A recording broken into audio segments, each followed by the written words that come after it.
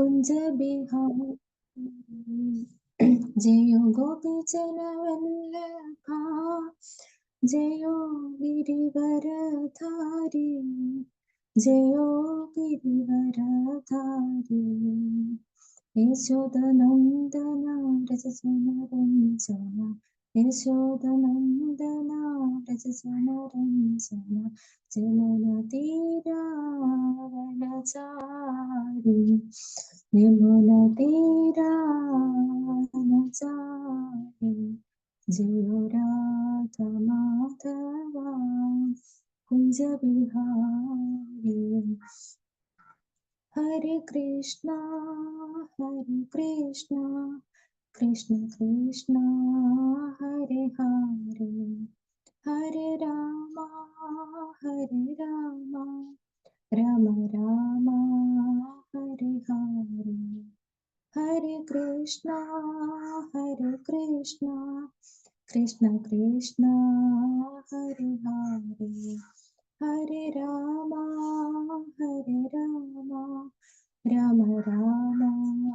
हरे हरे हरे कृष्ण कृष्ण कृष्ण हरे हरे हरे राम राम राम हरे हरे हरे कृष्ण कृष्ण कृष्ण हरे हरे हरे राम राम राम हरे हरे हरे कृष्ण कृष्ण कृष्ण हरे हरे हरे राम राम राम हरे हरे जय प्रभुपदां जय प्रभुपदां जय प्रभुपदां जय गुरुदेवा जय गुरुदेवा जय गुरुदेवा हरे कृष्ण ഇന്നത്തെ ക്ലാസ്സിൽ ഭാഗവതം പ്രഥമ സ്കന്ധം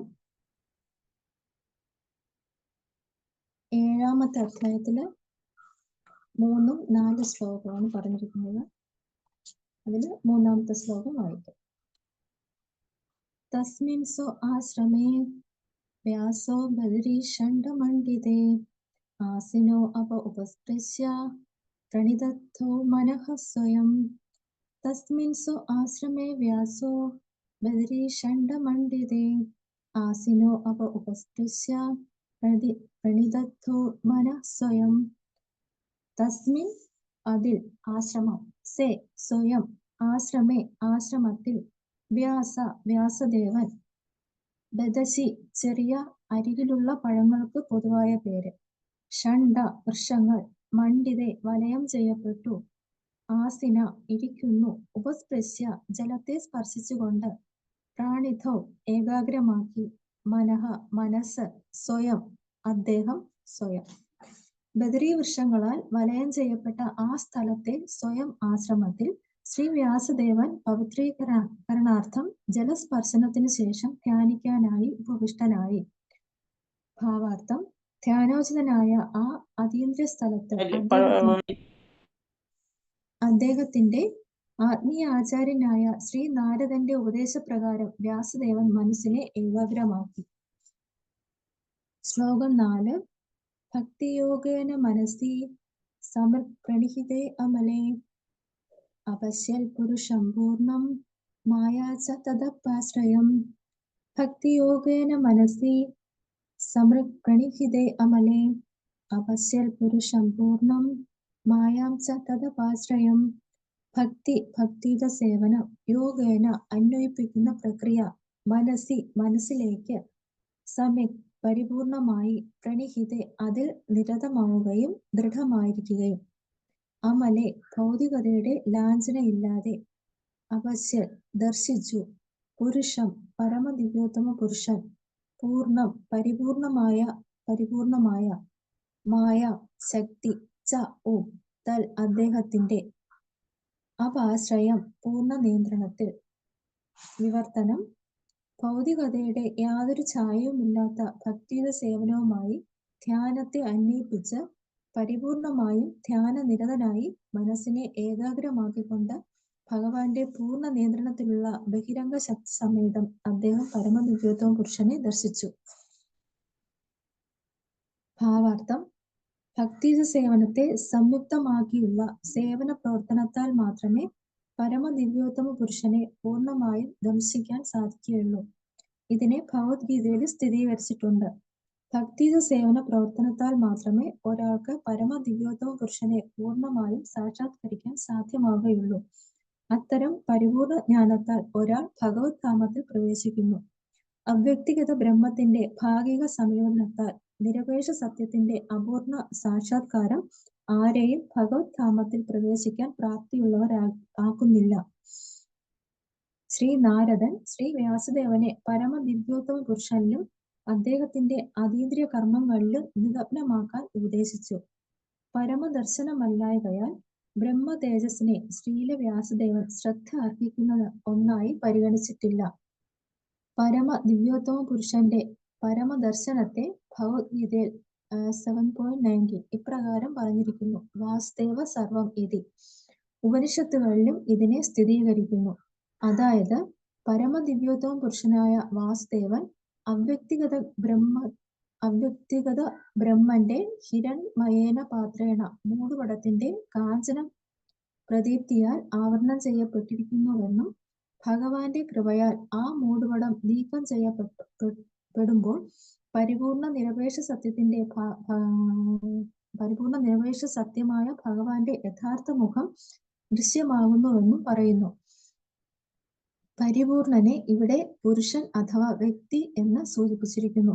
നിരവധി വേദസാഹിത്യങ്ങളിൽ പരമദിവ്യോത്തമ പുരുഷനെ നിരപേക്ഷനായി നിർദ്ദേശിച്ചിരിക്കുന്നുവെങ്കിലും ഭഗവത്ഗീതയിൽ പുരുഷനെ അനശ്വരനും യഥാർത്ഥ വ്യക്തിയുമായി സ്ഥിരീകരിച്ചിരിക്കുന്നു.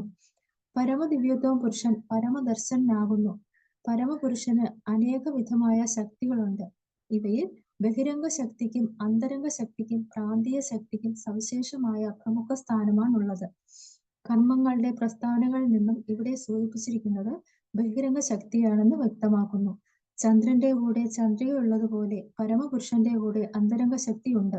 അജ്ഞതയുടെ അന്ധകാരത്തിൽ ജീവസത്തകളെ നിലനിർത്തുന്നതിനാൽ ബഹിരംഗ ശക്തിയെ അന്ധകാരത്തിനോട് സാമ്യപ്പെടുത്തിയിരിക്കുന്നു. ഭഗവാന്റെ ഈ ശക്തി പൂർണ്ണ നിയന്ത്രണത്തിലാണെന്ന് അപാശ്രയം എന്ന പദം ദ്യോതിപ്പിക്കുന്നു. അന്തരംഗ ശക്തിയെ അഥവാ പരമശക്തിയെ മായ എന്ന് വിശേഷിപ്പിക്കുന്നു. എന്നാൽ അത് ആത്മീയമായ പരമധാമത്തിൽ പ്രദർശിപ്പിച്ചിരിക്കുന്ന ശക്തിയാകുന്നു. എപ്പോൾ ഒരാൾ ഈ അന്തരംഗ ശക്തിയുടെ അഭയത്തിൽ കീഴിലാകുന്നുവോ അപ്പോൾ ഭൗതിക അജ്ഞതയുടെ അന്ധകാരം തൽക്ഷണം നശിപ്പിക്കപ്പെടുന്നു. ആത്മരാമന്മാർ അഥവാ സമാധിയിൽ സ്ഥിരീകൃതരായവർ പോലും ഈ മായയെ അഥവാ അന്തരംഗ ശക്തിയെ അഭയം പ്രാപിക്കുന്നു. ഭക്തിജ സേവനം അഥവാ ഭക്തിയോഗം അന്തരംഗ ശക്തിയുടെ കൃത്യമാണ്. ആത്മീയതയുടെ പ്രദീപ്തിയിൽ അന്ധകാരത്തിന് നിലനിൽപ്പില്ലാത്തതുപോലെ ഭൗതിക ശക്തിക്ക് അഥവാ അപ്രധാന ശക്തിക്ക് ഇവിടെ സ്ഥാനമില്ല. അത്തരം അന്തരംഗ ശക്തി അവ്യക്തിഗത ബ്രഹ്മതത്വത്താൽ പ്രാപ്തമാകുന്ന ആത്മീയ പരമാനന്ദത്തെക്കാളേറെ ശ്രേഷ്ഠമാണ്. അവ്യക്തിഗത ബ്രഹ്മ തേജസ്സും പരമദിവ്യോത്തമ പുരുഷനായ ശ്രീകൃഷ്ണ ഭഗവാനിൽ നിന്നും നിസ്സരിക്കുന്നതാണെന്ന് ഭഗവത്ഗീതയിൽ പ്രസ്താവിക്കുന്നു. വരും ശ്ലോകങ്ങളിൽ പ്രതിപാദിക്കുന്നത് പോലെ പരമപുരുഷൻ ശ്രീകൃഷ്ണ ഭഗവാൻ അല്ലാതെ മറ്റാരുമല്ല. ഓം അജ്ഞാനതിമിരാന്ധസ്യ ജ്ഞാനാഞ്ജനശലായ ചക്ഷുരുന്മീലിതം യേന തസ്मै ഗുരവേ നമഃ. ശ്രീ ചൈതന്യ മനോഭീഷ്ടം സ്ഥാപിതം യേന ഭൂതലേ സ്വയം രൂപം നമാമോ വിഷ്ണുപാദായ കൃഷ്ണപ്രേഷ്ഠായ ഭൂതലേ ശ്രീമതേ ഭക്തിവേദാന്ത സ്വാമി ഇതി നാമ്നേ. നമസ്തേ സാരസ്വതേ ദേവേ ഗൗരവാണി പ്രചാരണേ നിർവിശേഷ ശൂന്യവാദി പാശ്ചാത്യ വിസ്താരണേ. ജയ ശ്രീകൃഷ്ണ ചൈതന്യ പ്രഭു നിത്യാനന്ദ ശ്രീ അദ്വൈത ഗദാധര ശ്രീവാസാദി ഗൗരഭക്തവൃന്ദ. ഹരേ കൃഷ്ണ കൃഷ്ണ കൃഷ്ണ ഹരേ ഹരേ ഹരേ രാമ രാമ രാമ ഹരേ ഹരേ. ഹരേ കൃഷ്ണ കൃഷ്ണ കൃഷ്ണ ഹരേ ഹരേ ഹരേ രാമ രാമ രാമ ഹരേ ഹരേ.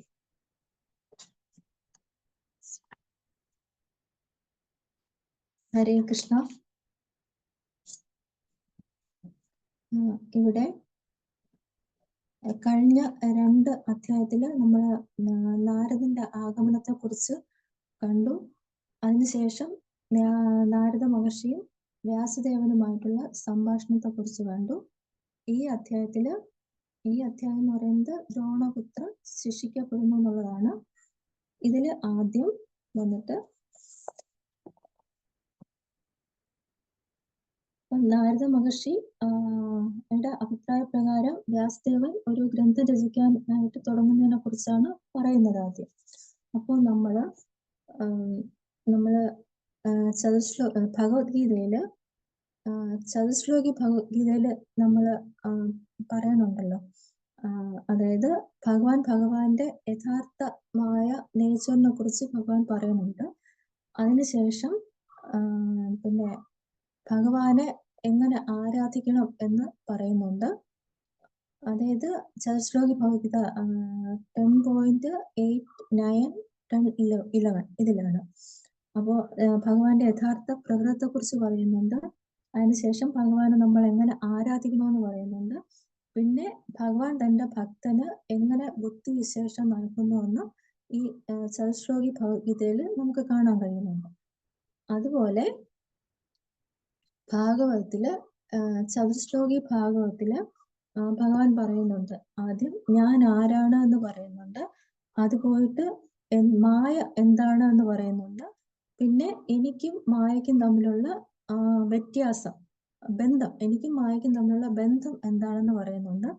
പിന്നെ ഈ മായ എന്നെ ആശ്രയിച്ചാണ് ഇരിക്കുന്നതെന്ന് പറയുന്നുണ്ട് ചതുശ്ലോകി ഭാഗവതത്തിൽ.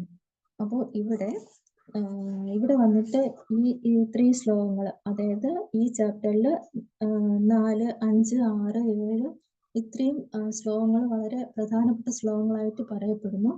അതുകൊണ്ടായിരിക്കും നമ്മുടെ പ്രഭുപാദർ ഇതിന് ഒരുപാട് വലിയ ഭാവാർത്ഥം കൊടുത്തിരിക്കുന്നത്. ഇവിടെ ഈ ശ്ലോകത്തിൽ എന്ന് പറയുന്നത് നാരദ മഹർഷി ഒരു ഗ്രന്ഥം രചിക്കാനായിട്ട് ആരോട് പറയുന്നു? വ്യാസദേവനോട് പറയുന്നു. അപ്പോ വ്യാസദേവൻ ആദ്യം എന്ത് ചെയ്തു? ഫസ്റ്റ് ഭഗവാനെ ധ്യാനിച്ചു. ഭഗവാനെ ധ്യാനിച്ചിട്ട് അടുത്ത് ഭഗവാന്റെ, അതായത് ശക്തിയായ മായാദേവിയെ കൂടെ ധ്യാനിച്ചു. പിന്നെ ആദ്യം ഭഗവാനെ ധ്യാനിച്ചു, അടുത്ത് മായാദേവിയെ ധ്യാനിച്ചു. പിന്നെ ഈ മായാദേവി എന്ന് പറയുന്ന ആരുടെ കസ്റ്റഡിയിലാണ്? ഭഗവാന്റെ കസ്റ്റഡിയിലാണ്. അതിലാണ് ജീവാത്മാക്കൾ വരുന്നത്. അപ്പോൾ അതുകൊണ്ട് ഈ ജീവാത്മാക്കൾ മായാദേവിയുടെ കസ്റ്റഡിയിലായതുകൊണ്ട് അവര് എപ്പോഴും ദുഃഖത്തിലായിരിക്കും. അപ്പോൾ അവരുടെ ദുഃഖത്തിന് ഒരു പരിഹാരം എന്ന് പറയുന്നതാണ് ശ്രീമദ് ഭാഗവതം എന്ന് പറയുന്നത്. അപ്പൊ ഇവിടെ വ്യാസദേവൻ ധ്യാനിച്ചതിനെ കുറിച്ചാണ് ഈ ശ്ലോകത്തിൽ പറയുന്നത്.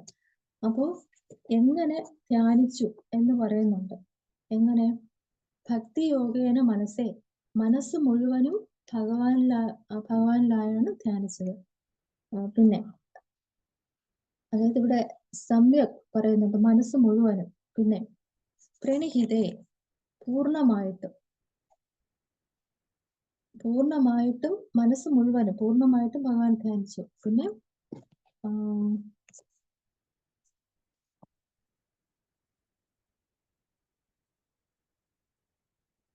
അമല എന്ന് പറയുമ്പോഴത്തേക്ക് ഭൗതികമായ ഒരു ലാഞ്ചനയും ഇല്ലാതെ.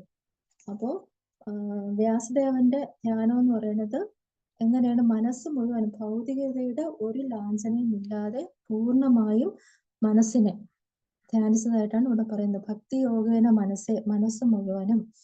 അതായത് പിന്നെ ചിലര് ധ്യാനിക്കുന്നത് ഭൗതികമായ ആഗ്രഹങ്ങൾക്ക് വേണ്ടിയാണ്. ഇവിടെ ഭൗതികമായിട്ടുള്ള യാതൊരു ആഗ്രഹങ്ങളും ഇല്ലാതെ മനസ്സ് മുഴുവനും ഒരു പരിശുദ്ധമായ രീതിയിലായിരുന്നു വ്യാസദേവന്റെ ധ്യാനം.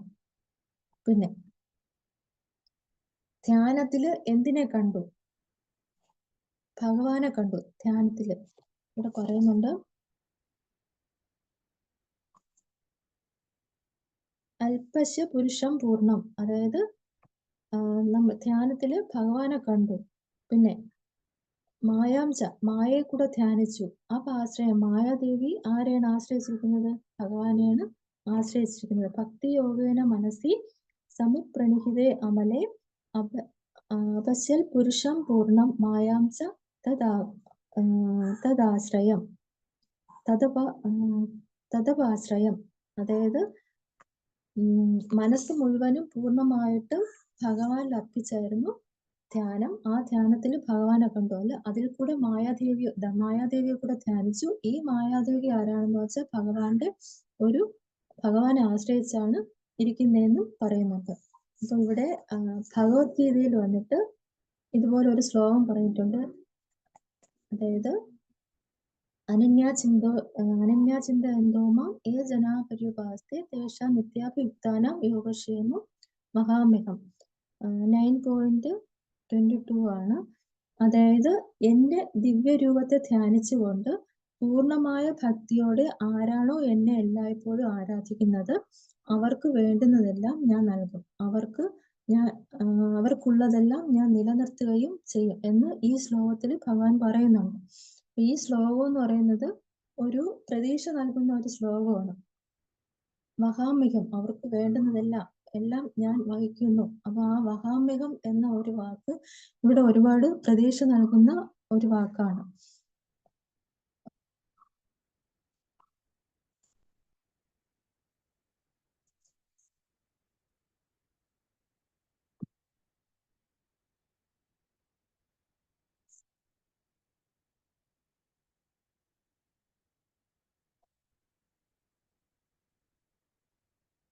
പിന്നീട് അവ്യക്തഗത ബ്രഹ്മത്തിന്റെ ഭാഗിക സമീപനത്താൽ നിരപേക്ഷ സത്യത്തിന്റെ അപൂർണ സാക്ഷാത്കാരം ആരെയും ഭഗവത്ധാമത്തിൽ പ്രവേശിക്കാൻ പ്രാപ്തിയുള്ളവരാക്കുന്നില്ല.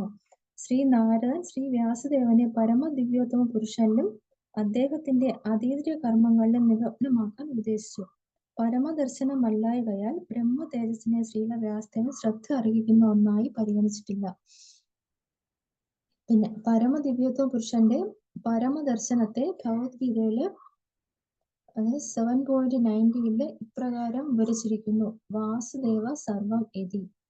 ഇതിന് ഉപനിഷത്തുകളിലും സ്ഥിരീകരിച്ചിരിക്കുന്നു എന്ന് പറയുന്നുണ്ട്. അപ്പോൾ നമുക്ക് അതായത് ഭഗവത്ഗീതയില് 7.19 അതില് എന്താണ് പറഞ്ഞിരിക്കുന്നതെന്ന് വെച്ചാൽ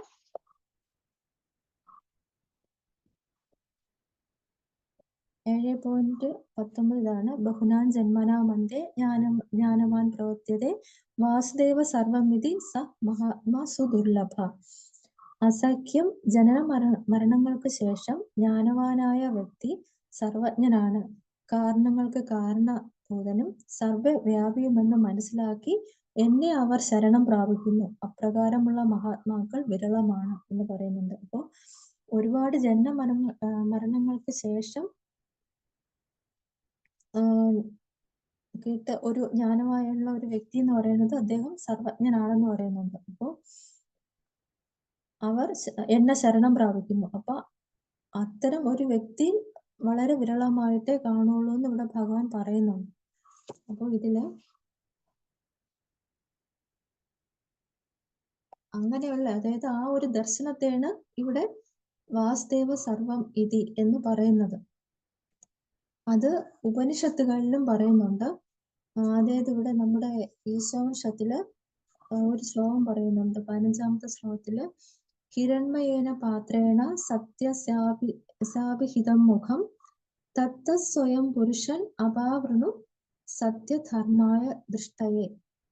അതായത് എല്ലാ ജീവജാലങ്ങൾക്കും ആധാരമായ അല്ലയോ ഭഗവാനെ, അങ്ങയുടെ യഥാർത്ഥ മുഖം അങ്ങയുടെ തന്നെ കണ്ണഞ്ചിപ്പിക്കുന്ന ഉജ്ജ്വല പ്രഭയാൽ മറയ്ക്കപ്പെട്ടിരിക്കുന്നു.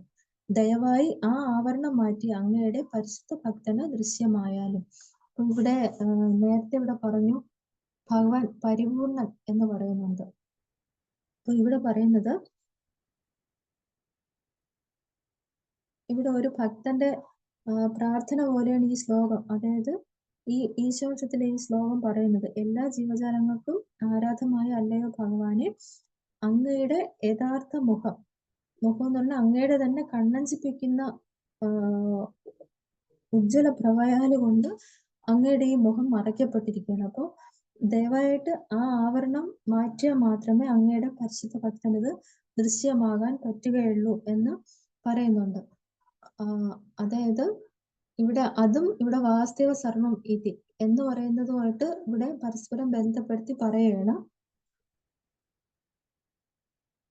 വാസുദേവൻ അവ്യക്ത ബ്രഹ്മത്തിന്റെ ഹിരൺമയേന പാത്രേണ മൂടുപടത്തിന്റെ കാഞ്ചന പ്രദീപ്തിയാൽ ആവരണം ചെയ്യപ്പെട്ടിരിക്കുന്നുവെന്നും ഭഗവാന്റെ കൃപയാൽ ആ മൂടുപടം നീക്കം ചെയ്യപ്പെടുമ്പോൾ പരിപൂർണ നിരപേക്ഷ സത്യമായ ഭഗവാന്റെ യഥാർത്ഥ മുഖം ദൃശ്യമാവുന്നുവെന്നും പറയുന്നു. ഇവിടെ പരിപൂർണൻ എന്ന് ഇവിടെ പറയുന്നുണ്ട്. ഇപ്പോ ഈശോംശത്തില് ആദ്യത്തെ ഇതിൽ പറയുന്നുണ്ട്, ഓം പൂർണ്ണമദ പൂർണ്ണമിദം പൂർണ്ണാത് പൂർണ്ണമുദച്യതേ പൂർണ്ണസ്യ പൂർണ്ണമാദായ പൂർണ്ണമേവാവശിഷ്യതേ. അതായത് പരമദിവ്യോത്തമ പുരുഷൻ സത്യവും പൂർണ്ണവുമാകയാൽ അദ്ദേഹത്തിൽ നിന്ന് ഉത്ഭവിക്കുന്ന ഈ പ്രാതിഭാസിക പ്രപഞ്ചവും അതുപോലെ മറ്റുള്ളവയും പരിപൂർണമാണ്. പൂർണ്ണതയിൽ നിന്നും ഉണ്ടാകുന്ന എന്തും സ്വയം പൂർണ്ണങ്ങളാണ്. ഭഗവാൻ സമ്പൂർണനാകയാൽ അദ്ദേഹത്തിൽ നിന്നും അനേകം പൂർണ്ണങ്ങൾ ഉത്ഭവിച്ചാലും അവിടുന്ന് സമ്പൂർണനായി തന്നെ നിൽക്കുന്നുവെന്ന് നമ്മുടെ ഈശോംശത്തിൽ പറയുന്നുണ്ട്. അപ്പോൾ ഇവിടെ നിരവധി വേദസാഹിത്യങ്ങളിൽ പരമ ദിവ്യോത്തമ പുരുഷനെ നിരപേക്ഷനായിട്ട് നിർദ്ദേശിച്ചിരിക്കുന്നു. പക്ഷെ ഭഗവത്ഗീതയിൽ പുരുഷനെ അനശ്വരനും ഒരു യഥാർത്ഥ വ്യക്തിയുമായിട്ടാണ് സ്ഥിരീകരിച്ചിരിക്കുന്നത്. അപ്പൊ മറ്റു പല ഉപനിഷത്തുകളിലെ വേദസാഹിത്യങ്ങളിലൊക്കെ ഭഗവാനെ പൂർണ്ണനാണ്, പരിപൂർണനാണ് എന്ന് പറയുമ്പോഴത്തേക്ക് ഭഗവത്ഗീതയിൽ വരുമ്പോഴത്തേക്ക് ഒരു വ്യക്തിയായിട്ടാണ് പറയുന്നത്. അതുപോലെ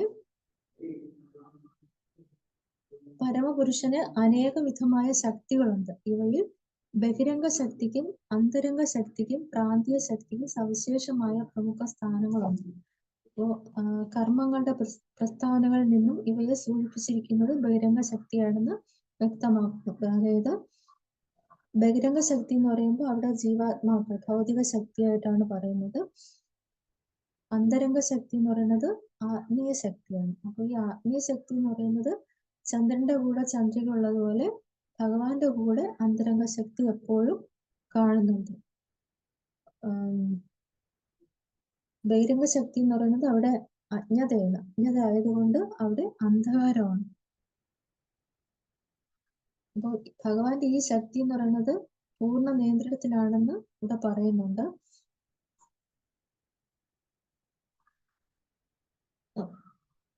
അതുപോലെ ഈ അന്തരംഗ ശക്തിയാണ് മായ എന്ന് വിശേഷിപ്പിക്കുന്നത്. അന്തരംഗ ശക്തി അഥവാ പരമശക്തിയെ മായ എന്ന് വിശേഷിപ്പിക്കുന്നു. അപ്പൊ ഇവിടെ മായ നമുക്ക് രണ്ടു തരം മായ പറയുന്നുണ്ട്. ഒന്ന് യോഗമായയും ഒന്ന് മഹാമായയും. അപ്പോൾ ഭഗവാന്റെ അന്തരംഗ ശക്തിയിൽ വരുന്നതാണ് യോഗമായ, ബഹിരംഗ ശക്തിയിൽ വരുന്നതാണ് മഹാമായ. അപ്പൊ എപ്പോഴാണ് ഒരാൾ അന്തരംഗ ശക്തിയുടെ അഭയത്തിന് കീഴിലാകുന്നതോ അപ്പോൾ ഭൗതികയുടെ അജ്ഞതയുടെ അന്ധകാരം തൽക്ഷണം നശിപ്പിക്കപ്പെടുന്നു. അപ്പോൾ ഈ ഒരു നമ്മുടെ അന്തരംഗ ശക്തിയുടെ കീഴിൽ വരുമ്പോൾ നമ്മുടെ ഭൗതികമായ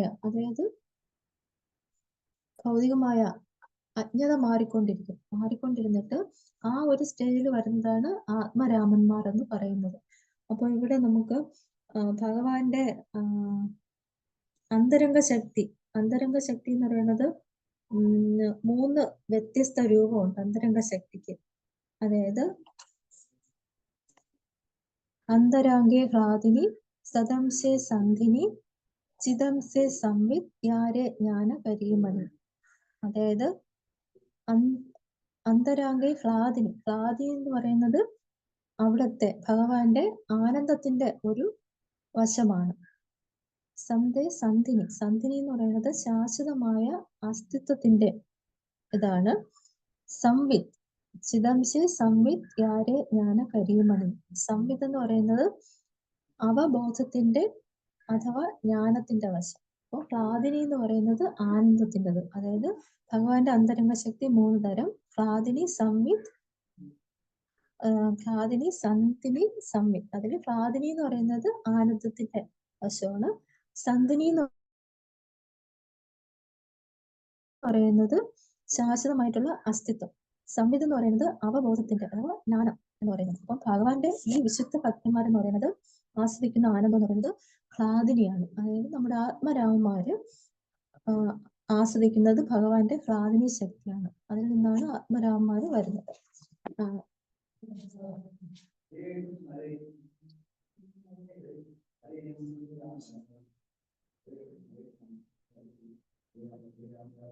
ആത്മീയതയുടെ പ്രതീതിയിൽ അന്ധകാരത്തിന് നിലനിൽപ്പില്ലാത്തതുപോലെ ഭൗതിക ശക്തിക്ക് അഥവാ അപ്രധാന ശക്തിക്ക് ഇവിടെ സ്ഥാനമില്ല. അത്തരം അന്തരംഗ ശക്തി അവ്യക്തിഗത ബ്രഹ്മതത്വത്താൽ പ്രാപ്തമാക്കുന്ന ആത്മീയ പരമാനന്ദക്കാരെ ശ്രേഷ്ഠമാണ്. അവ്യക്തിഗത ബ്രഹ്മ തേജസ്സും പരമദിവ്യോത്തമ പുരുഷനായ ശ്രീകൃഷ്ണ ഭഗവാനിൽ നിന്ന് വിസരിക്കുന്നതാണെന്ന് ഭഗവത്ഗീതയിൽ പ്രസ്താവിച്ചിരിക്കുന്നു. വരും ശ്ലോകത്തിൽ പ്രതിപാദിക്കുന്ന പോലെ പരമപുരുഷൻ ശ്രീകൃഷ്ണ ഭഗവാൻ അല്ലാതെ മറ്റാരും അല്ല. അപ്പോ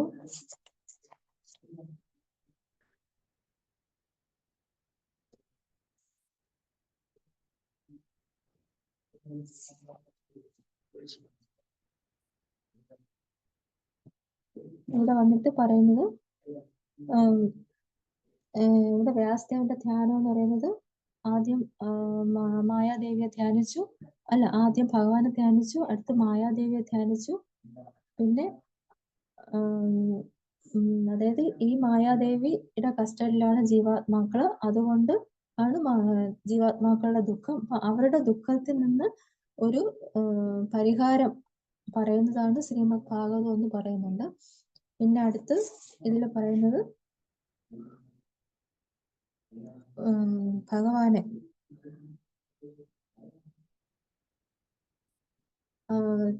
ധ്യാനത്തെ കുറിച്ച് പറയുന്ന ഏത് രീതിയിലാണ് ധ്യാനിച്ചതെന്ന് അതിനെ കുറിച്ച് പറയുന്നുണ്ട്. അതില് ഇപ്പോ വന്നത് അനന്യാചിന്ത എന്ന ആ ഒരു ശ്ലോകം ഭഗവത്ഗീതയിൽ പറയുന്നുണ്ട്. അതായത് എന്റെ ഭക്തന്മാരുടെ കാര്യം ഞാൻ ഏറ്റെടുക്കും എന്നവിടെ ഭഗവാൻ ഉറപ്പ് തരുന്നതായിട്ട് ഇതിൽ പറയുന്നുണ്ട്. പിന്നെ ഒരു ഭക്തന്റെ പ്രാർത്ഥനയെ കുറിച്ച് ഈശോംശത്തിൽ പറയുന്നത് ഹിരൺമയേന പാത്രേന, അതായത് ഭഗവാന്റെ ആ പ്രകാശം, മൂടുപടമായ ആ പ്രകാശം മറ നീക്കിയാൽ മാത്രമേ എനിക്ക് ഭഗവാനെ കാണാൻ പറ്റുകയുള്ളൂ എന്ന് പറയുന്നുണ്ട്. പിന്നെ ഭഗവാന്റെ വിവിധതരം ശക്തികളെ കുറിച്ച് പറയുന്നുണ്ട്. അതുപോലെ പല വേദസാഹിത്യങ്ങളിലും ഭഗവാനെ അതായത് പരമപുരുഷൻ എന്ന് പറയുന്നത് ഭഗവത്ഗീതയിൽ ഭഗവാനെ ഒരു വ്യക്തിയായിട്ടാണ് പറയുന്നത് എന്ന് പറയുന്നുണ്ട്. പിന്നെ ഭഗവാന്റെ യഥാർത്ഥ 3 തരം ശക്തികളെ കുറിച്ച് പറയുന്നുണ്ട്. അതില് അന്തരംഗ ശക്തി ആത്മീയ ശക്തിയും, ബഹിരംഗ ശക്തി വന്നിട്ട് ഭൗതിക ശക്തിയും. അതില് അന്തരംഗ ശക്തിയില് ആണ് നമ്മുടെ പരിശുദ്ധ ഭക്തന്മാര്, അന്തരംഗ ശക്തിയിലെ സാധന ശക്തിയില് ആണ്. അപ്പോൾ ഈ ഒരു ശ്ലോകത്തില് ഇതാണ് പറയുന്നത്. അതായത് നമ്മള് ഒരു കാര്യത്തിന് ഇറങ്ങുമ്പോൾ നമ്മുടെ മനസ്സ് എങ്ങനെയായിരിക്കണം, നമുക്ക് എന്തിനു വേണ്ടിയാണ് നമ്മളത് ചെയ്യുന്നത് എന്നുള്ള ഒരു ഇത് നമുക്ക് വേണം ഇപ്പോൾ. കാരണം അതാണ് ഇവിടെ പറയുന്നത്. ഇപ്പൊ വ്യാസദേവന്റെ ധ്യാനം എന്ന് പറയുന്നത് പൂർണ്ണമായും ഭൗതിക ആഗ്രഹങ്ങൾ മാറ്റി പൂർണ്ണമായും ഭഗവാനിൽ അർപ്പിച്ചുകൊണ്ടുള്ള ഒരു ധ്യാനമായിരുന്നു.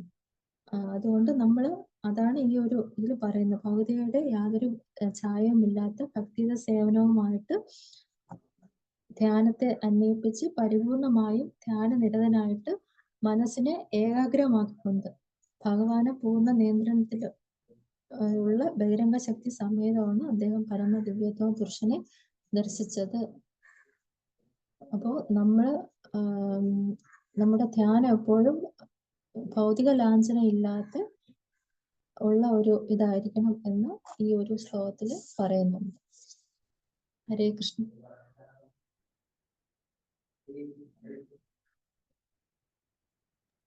ഹരേ കൃഷ്ണ മാജി. താങ്ക് യു മാജി. ഹരേ കൃഷ്ണ. ഹരേ കൃഷ്ണ മാജി.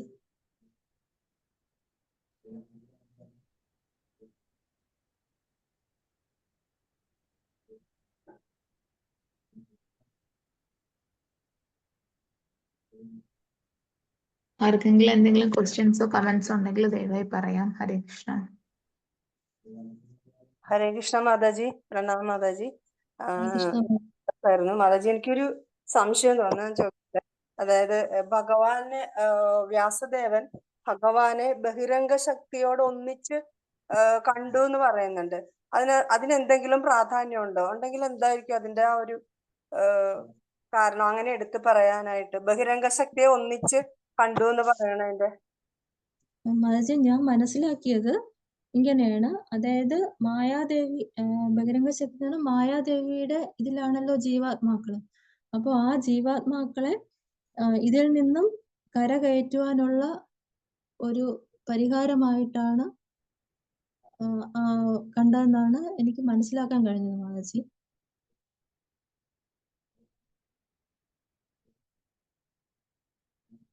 ഹരേ കൃഷ്ണ മാതാജി. മാതാജി ഹരേ കൃഷ്ണ. ഹരേ കൃഷ്ണ. അങ്ങനെ എടുത്തു പറഞ്ഞിട്ടുണ്ടായിരുന്നു. അതുകൊണ്ട് ഞാൻ വേറെ എവിടെയും കൂടെ ഞാൻ ഇങ്ങനെ വ്യാസദേവൻ ബഹിരംഗ ശക്തി ഒന്നിച്ച് കണ്ടു എന്ന് ഇങ്ങനെ പറഞ്ഞു. അപ്പൊ അതിനെന്തെങ്കിലും ഒരു പ്രാധാന്യം ഉള്ളതുകൊണ്ടായിരിക്കുമല്ലോ പ്രഭാത് അങ്ങനെ പറഞ്ഞു. അപ്പൊ അതിന്റെ ഒരു ഇതെന്താണെന്ന് ശ്രീമദ് ഭാഗവതം എന്ന് പറയുന്നത് ഇപ്പൊ ആദ്യം ഞാൻ പറഞ്ഞില്ലേ മാതാജി, ചതുശ്ലോകി ഭാഗവതത്തിൽ പറയുന്നുണ്ട് ഭഗവാൻ ഞാൻ ആരാണെന്ന് പറയുന്നുണ്ട്. അടുത്ത് മായ എന്താണെന്ന് പറയുന്നുണ്ട്. പിന്നെ ഭഗവാനും മായയും തമ്മിലുള്ള ബന്ധം എന്താണെന്ന് പറയുന്നുണ്ട്. എന്നിട്ട് ഭഗവാൻ പറയുന്നുണ്ട് മായ എന്നെ ആശ്രയിച്ചാണ് മായ ഇരിക്കുന്നതെന്ന് പറയുന്നുണ്ട്. അപ്പോ അതുപോലെയാണ് അപ്പൊ ഈ ശ്ലോകത്തിൽ വന്നിരിക്കുന്നത്. ആദ്യം ഭഗവാനെ ധ്യാനിച്ചിട്ട് മായാദേവിയെ ധ്യാനിച്ചത്. അതായത് മായാദേവിയുടെ കസ്റ്റഡിയിലാണ് എല്ലാ ജീവാത്മാക്കളും. അപ്പോൾ ഈ ഭാഗവതം എന്ന് പറയുന്നത് ഈ മായാദേവിയുടെ ഇതില് കഷ്ടപ്പെടുന്ന ജീവാത്മാക്കളെ കരകയറ്റുവാനുള്ള ഒരു സൊല്യൂഷനാണ് ശ്രീമദ് ഭാഗവതം എന്നാണ് ഞാൻ മനസ്സിലാക്കിയത് മാതാജി. ഹരേ കൃഷ്ണ. താങ്ക് യു മാതാജി. ഹരേ കൃഷ്ണ. പ്രണാമം. ഹരേ കൃഷ്ണ മാതാജി. ഹരേ കൃഷ്ണ മാതാജി. ഇവിടെ മായാദേവി എന്ന് പറയുമ്പോ 2 മായാദേവി ഉണ്ടെന്ന് പറഞ്ഞില്ലേ? അന്തരംഗ ശക്തി എന്ന് പറയുമ്പം അത് യോഗമായാണ് മാതാജി.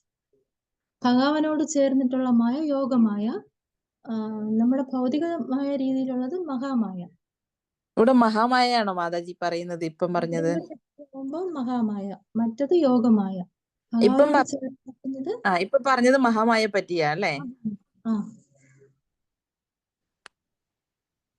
പിന്നെ ചതുശ്ലോകി ഭാഗവതം അതാണോ നമ്മള് പഠിക്കുന്നത്? ചതുശ്ലോകി ഭാഗവതാണ് ഈ അർജുനന് ഭഗവാന്റെ ഉപദേശം അത് അല്ല, അത് ചതുശ്ലോകി ഭഗവത്ഗീതയാണ് മാതാജി. നമ്മള് ചതുശ്ലോകി ഭാഗവതാണ് നമ്മൾ പഠിച്ചുകൊണ്ടിരിക്കുന്നത് അല്ലെ? ഭാഗവതം ഭഗവത്ഗീതയും ചതുശ്ലോകിയാണല്ലേ? ഭാഗവതം വന്നിട്ട് 2ാമത്തെ സ്കന്ധത്തില് 9ാമത്തെ അധ്യായത്തിൽ വരും മാതാജി. 9ാമത്തെ അധ്യായത്തിൽ എനിക്ക് തോന്നുന്നു 31-നും 37-നും ഇടയ്ക്കുള്ള ശ്ലോകങ്ങളായിട്ടാണ് വരുന്നത് ചതുശ്ലോകി ഭാഗവതം. അഹം സർവസ്യ പ്രഭവോ അതാണോ മാതാജി ഉദ്ദേശിക്കുന്നത്? ചതുശ്ലോകി ഭഗവത്ഗീതയാണ് മാതാജി. ഭഗവത്ഗീത. അതെ.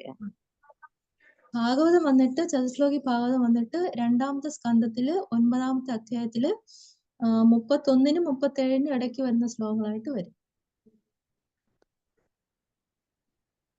ചതുശ്ലോകി ഭാഗവതം സെപ്പറേറ്റ് ബുക്ക് അല്ല അല്ലേ? ഇതിന്റെ കൂടെ തന്നെ ശ്ലോകങ്ങൾ വരും. ഭാഗവതത്തില് 2ാമത്തെ സ്കന്ധത്തിലാണ് മാതാജി. നമ്മളിപ്പോ ഭഗവത്ഗീതയുടെ ഇടയ്ക്കല്ലേ ചതുശ്ലോകി ഭഗവത്ഗീത പഠിക്കുന്നത്. അതുപോലെ ഭാഗവതത്തിന്റെ ഇടയ്ക്ക് അതിൽ 2ാം സ്കന്ധത്തിലാണ്, 9ാമത്തെ അധ്യായത്തിലാണ്. Okay. Thank you. Hare Krishna. Thank you മാതാജി. ഹരേ കൃഷ്ണ.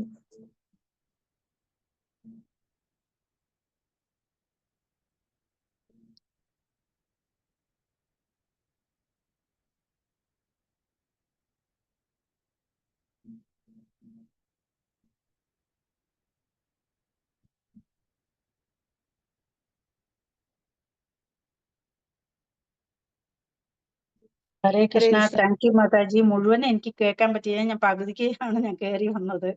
എന്തായാലും മാതാജി നല്ലപോലെ ക്ലാസ് എടുക്കുന്നുണ്ട്. വളരെ സന്തോഷം. ഹരേ കൃഷ്ണ. ഹരേ കൃഷ്ണ മാജി. ഹരേ കൃഷ്ണ.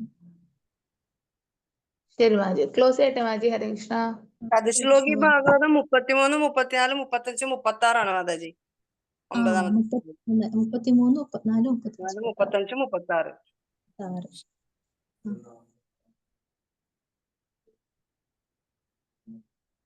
ഹരേ കൃഷ്ണ മാജി. കൃഷ്ണ മാജി. ക്ലോസ് ചെയ്യട്ടെ മാജി. മാജി ക്ലോസ് ചെയ്യാം മാജി. ഹരേ കൃഷ്ണ. താങ്ക് യു മാജി. ഹരേ കൃഷ്ണ. കൽപ്പതരൂപേക്ഷ കൃതാസൻ ദുഃഖേവചന ഭാവനേ ठाकुर की जय, श्री प्रभुपाद की जय, श्री गुरुदेव की जय, पर ब्रह्मानंद हरे। थैंक यू माजी. हरे कृष्णा. हरे कृष्ण।